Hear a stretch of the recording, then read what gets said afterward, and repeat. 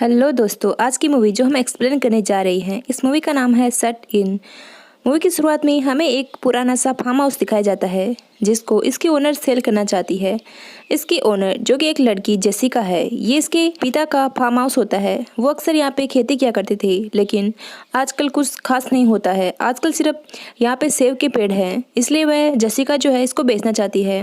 Jessica एक divorced माँ होती है जिसके 2 बच्चे होते हैं, जेसन और मेसन। ये दोनों बच्चे इसी के पास होते हैं। जेसिका अपने घर का खर्चा एप्पल के बिजनेस से ही चला रही होती है, लेकिन आजकल ये बिजनेस कुछ ठीक नहीं चल रहा है, इसलिए वह यहाँ से इसे बेच के छोड़ के शहर की तरफ जाना चाहती है। लेकिन कोई इसे खरीदने के लिए तैयार नहीं था, क्योंकि इसकी हालत कुछ खास नहीं थी, बल्कि यहाँ इसकी सारी सीलिंग जो है वो टूटी हुई थी और बाथरूम सारे लीकेज हो रहे थे। और यहाँ पे एक स्टोर रूम होता है जिसका दरवाज़ा ऐसा होता है कि अगर कोई इसके अंदर चले जाए और अगर गलती से ही दरवाज़ा बंद हो जाए तो फिर इसे अंदर से खोलना नामुमकिन है। और सारे रूम्स में जो फैन है वो भी बहुत ज़्यादा नीचे लगे हुए हैं, इसीलिए इसे बेचना कोई सिंपल काम नहीं था।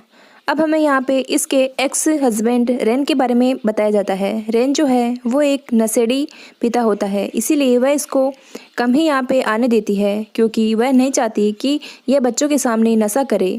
और आजकल तो जेसिका के सामने एक नई ही प्रॉब्लम थी, क्योंकि इसके सारे सेब जो है वो सीजन से पहले ही सड़ने गलने लगे थे। अब जेसिका स्टोरों में कुछ लेने के लिए जाती है, लेकिन जैसे ही वह उसमें जाती है तो दरवाज़ा अपने आप बंद हो जाता है। जैसे कि हमने शुरुआत में बताया था कि इसका दरवाज़ा खराब है। और अब हम देखते हैं कि जेसिका इस दरवाजे को कैसे खोलती है।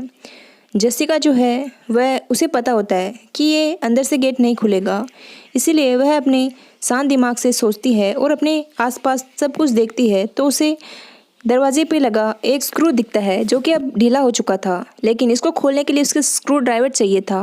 वह अब अपनी बेटी मेसन को कहती है कि तुम मुझे स्क्रू ड्राइवर ला के दो, लेकिन अभी वह महज 7 साल की थी। वह नहीं जानती थी कि स्क्रू ड्राइवर जो है वो कैसा दिखता है, इसलिए वह उसे बताती है कि स्क्रू ड्राइवर जो है कुछ ऐसा दिखता है। और वह कैसे जैसे करके अपनी मोम को स्क्रू ड्राइवर डोर के नीचे से पकड़ा देती है। अब जेसिका उस स्क्रू ड्राइवर से वह स्क्रू खोलने की कोशिश करती है, लेकिन वह उसे खोल नहीं पाती है, क्योंकि स्क्रू की साइज जो होती है वह थोड़ी छोटी होती है और स्क्रू ड्राइवर में वह फिट नहीं बैठ रहा होता है, इसीलिए वह उसे खोल नहीं पाती है। और फिर थक हार के कुछ कोल मिलाने लगती है। तभी मेसन की बाहर से आवाज आती है कि मम्मा बाहर कोई आया है। और तभी स्टोर रूम का दरवाजा ओपन होता है और यहाँ पे कोई और नहीं बल्कि रैन होता है। और रायन अकेला नहीं बल्कि अपने दोस्त को भी अपने साथ लाया था, जो कि वह भी एक नशेड़ी था। वह उस जेसिका को बिल्कुल भी पसंद नहीं था, क्योंकि उसकी बुरी नज़र जो है वह उसके बच्चों पे थी।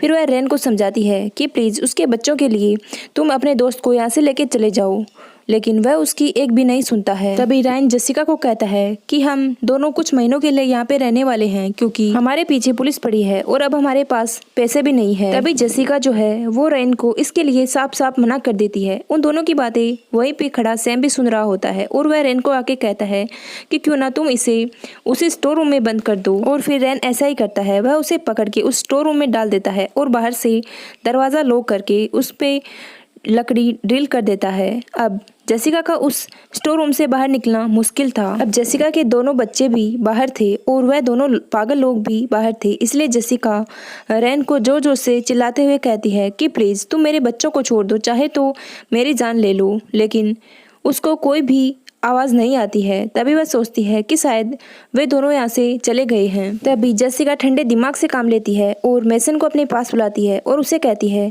कि तुम इस घर के सारे दरवाजे और खिड़कियां बंद कर दो। लेकिन इसका कोई फ़ायदा नहीं था। जैसे कि आपको पहले ही पता है कि इस घर के सारे खिड़कियाँ और दरवाजे खराब हो चुके थे, जिसके बंद करने का कोई मतलब ही नहीं था।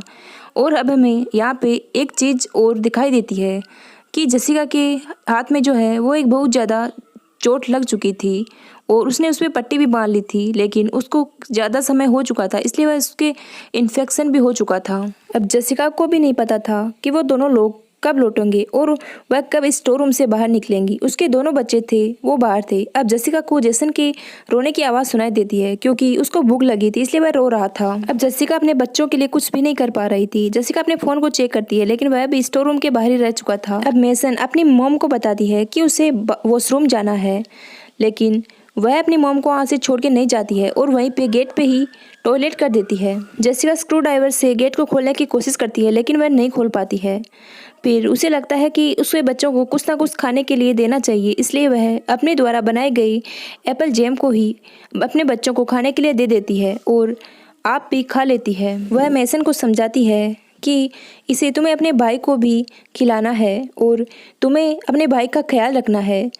तुम्हें उससे हमेशा बातें करते रहना है जिससे कि वह रोए नहीं। तुम्हें अपने भाई का ख्याल रखना है। जेसिका अपनी बेटी मेसन को कहती है कि तुम अपने भाई के पास ही रहना और जब कोई भी प्रॉब्लम हो तो तुम मुझे बता देना। ऐसे वे दोनों बातें करती हुई वहीं पे सो जाती है और जब अगली सुबह होती है तो फिर से जेसिका अपने बच्चों को वही एप्पल जैम खाने के लिए देती है। लेकिन अब जेसिका को अपने आप पर बहुत गुस्सा आ रहा होता है क्योंकि वह एक अच्छी माँ नहीं बन पा रही थी। वह अपने बच्चों के लिए कुछ भी नहीं कर पा रही थी। अब जेसिका ने ठान लिया था कि कैसे भी करके उसे यहाँ से निकलना है। अब जेसिका के दिमाग में एक आइडिया आता है कि क्यों ना वह फ्लोर पे एक गड्ढा खोद के बेसमेंट में चले जाए। इसलिए उसको कुछ नुकीली चीज़ चाहिए होती है। इसलिए वह मेसन को कहती है कि मुझे आयरन रोड पकड़ाई, लेकिन उसे वह कहीं पे भी नहीं मिलती है। इसलिए वह फिर से स्क्रू ड्राइवर ही उसे पकड़ा देती है, लेकिन अब उसे इसी से कुछ करना होगा। इसलिए वह स्क्रू ड्राइवर लेती है और अपने आप को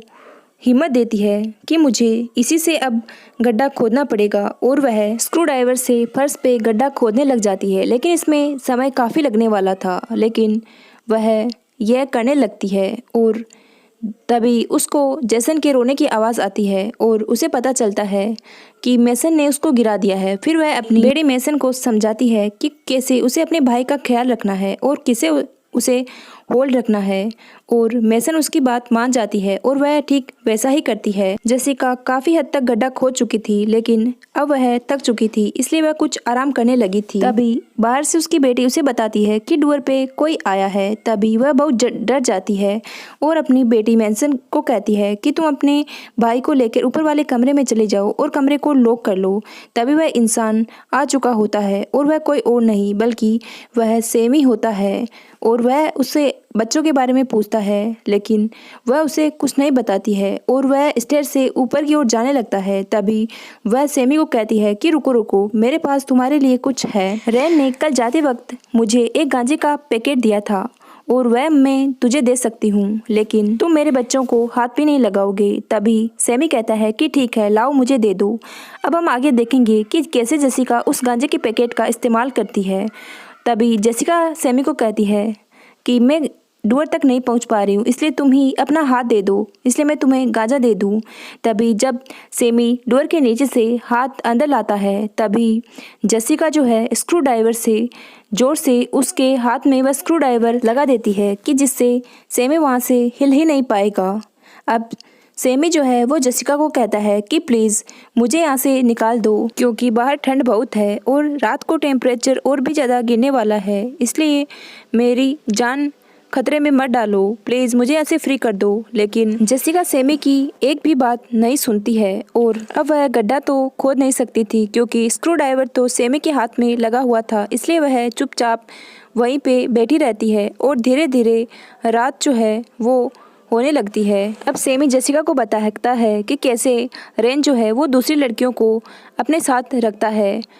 वह जानबूझकर ये सब उसको कह रहा होता है क्योंकि वह जानता है कि वह इससे इरिटेट होगी और वह उसे फ्री कर देगी, लेकिन ऐसा कुछ नहीं होता है। फिर अचानक लाइट चली जाती है और अंधेरा हो जाता है और मेसन जो है वह अंधेरे से काफ़ी डर जाती है और वह नीचे आने लगती है। तभी जेसिका जो है वो मेसन को मना करती है, लेकिन वह फिर भी नीचे आ जाती है। अंधेरे के कारण मेसन को सेमी नहीं दिखाई देता है, लेकिन सेमी जो है वो मेसन को देख लेता है और वह जेसन को पकड़ लेता है और वह जेसिका को कहता है कि मैं जेसन को मार दूंगा अगर तुमने मुझे फ्री नहीं किया।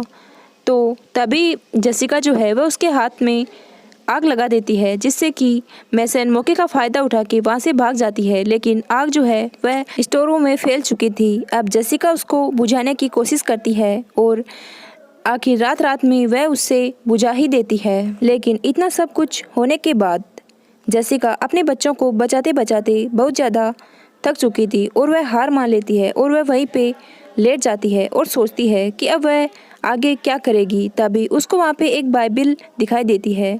जब वह उसे देखती है तो उसे पता चलता है कि ये उसकी डैड की है और बाइबिल पढ़ते पढ़ते उसे गॉड पे बहुत ही ज़्यादा गुस्सा आने लगता है और वह देखती है कि कुछ पन्नों में उसकी बचपन की फ़ोटो भी है और कुछ पैसे भी है जो उसके डैड ने रखे थे कि किसी मुसीबत में उसके काम आ जाएंगे, लेकिन ये पैसे उसे कोई मायने नहीं रखते थे और वह बाइबिल को गुस्से में फेंक देती है। और तभी वही वॉल पर लगी जेसस की स्टेचू नीचे गिर जाती है और जेसिका उसे उठाते वक्त देखती है कि ऊपर से कुछ पानी टपक रहा है और यह जो पानी टपक रहा था वह वॉशरूम से आ रहा था। जेसिका तो गॉड पर बहुत ज़्यादा गुस्सा कर रही थी कि उसने उसको यहाँ पे फंसा दिया है, लेकिन उसने आखिरकार उसे एक दूसरा रास्ता दिखाई दिया, इसलिए वह गॉड को थैंक्स कहती है। और अब उसे किसी चीज़ की ज़रूरत थी जिससे कि वह वुडन प्लेट वहाँ से हटा सके और वह देखती है कि सैम जो है वो बेहोश हो चुका था और वह धीरे से उसके हाथ से वह स्क्रू ड्राइवर निकाल लेती है और उसकी मदद से वह वुडन प्लेट जो है वहाँ से हटा देती है और आखिरकार वह इसमें कामयाब होती है और वह वहाँ से बाहर निकल आती है और अब वह यहाँ से अपने बच्चों के पास पहुँच सकती थी। लेकिन जैसे ही वह बाहर निकलती है और रूम तक पहुँचती है तो उसे बच्चे दिखाई नहीं देती है और वह बहुत घबरा जाती है। लेकिन जैसे ही वह रूम में जाती है तो वहाँ पे बेड पे बहुत ज़्यादा ब्लैंकेट पड़े होते हैं। जब वह एक एक करके ब्लैंकेट हटाती है तो उसे वहाँ पे मेसन मिल जाती है जिसने जेसन को पकड़ के रखा था ताकि वह वहाँ से जा ना पाए। जेसिका अपने बच्चों को देख के काफ़ी खुश होती है और बच्चे भी अपने मोम को देख के बहुत ज़्यादा खुश होते हैं। अब उनको वहाँ से निकलना था, लेकिन तभी जेसिका को ख्याल आता है कि मेन डोर की कीज तो अभी भी सेमी के पास ही है। तभी वह बच्चों को लेके धीरे धीरे सेमी के पास जाती है और उसकी जेब से वह कीज निकाल लेती है और जब बाहर जाती है तो देखती है कि बहुत ही तेज बारिश हो रही है और ऐसे मौसम में बाहर जाना ठीक नहीं होगा। फिर वह बच्चों को रूम में छोड़ के कार के पास जाती है और विंडो को तोड़ के कार से कुछ खाने का सामान निकालती है, लेकिन आज उसकी किस्मत ही खराब होती है। आते वक्त उसका खाना नीचे गिर जाता है, लेकिन एक प्रॉब्लम उसके सामने और थी कि सेमी को अब होश आ चुका था और उसने मेन गेट को अंदर से लॉक कर लिया था। उसके दोनों बच्चे भी अंदर थे।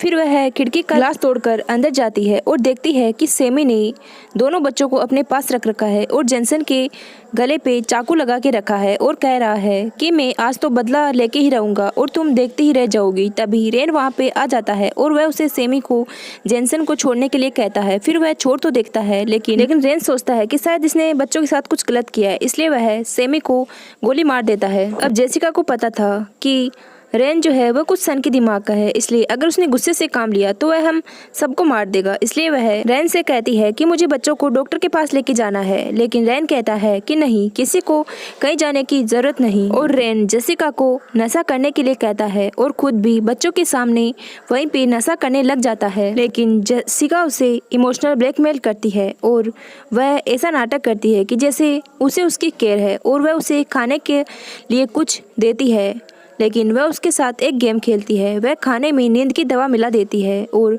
उसे ऊपर वाले कमरे में जाने के लिए कहती है, क्योंकि वह कहती है कि मैं वहीं पे नशा करूंगी। और वे दोनों ऊपर वाले कमरे में आ जाते हैं।